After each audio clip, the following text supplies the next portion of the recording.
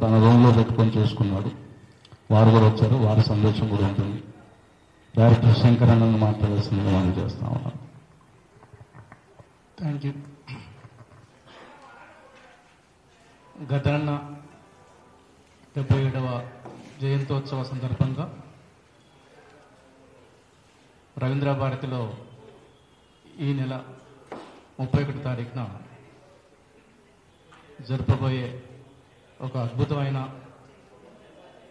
ఒక స్ఫూర్తిదాయకమైన సభను విజయవంతం చేయడం కోసం, ఆ పోస్టర్ను విడుదల చేయడం కోసం గదరన్న సహచరులు ఆలోచనకు అద్దం పట్టే అద్భుతమైన వ్యక్తులు, శక్తులు ఇక్కడ ఉన్నారు.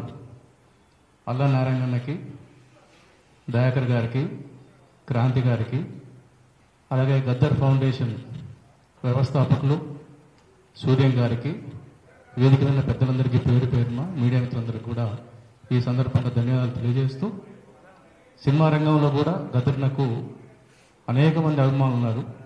డైరెక్టర్స్లో కానీ, రైటర్స్లో కానీ, సింగర్స్, నిర్మాతల్లో కూడా గద్దరన్నకు అద్భుతమైన అభిమానులు ఉన్నారు.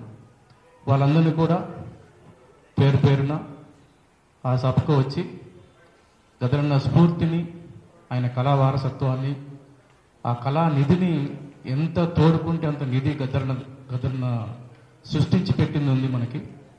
ఆ కళా వారసత్వాన్ని తీసుకోవడానికి వారందరినీ కూడా ఆహ్వానిస్తున్నాను. అట్లాగే ఆ సభ విజయవంతంగా జరుగుతుందని కోరుకుంటూ, కాబోయే మంత్రి దయాకర్ గారికి ముందుగానే శుభాకాంక్షలు తెలియజేస్తున్నాను. Thank you.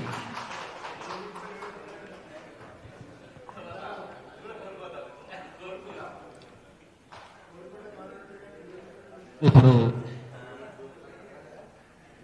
పిఎస్ఎన్ మూర్తి గారిని వారి సందేశాన్ని ఇవ్వాల్సిందిగా కోరుతున్నాను.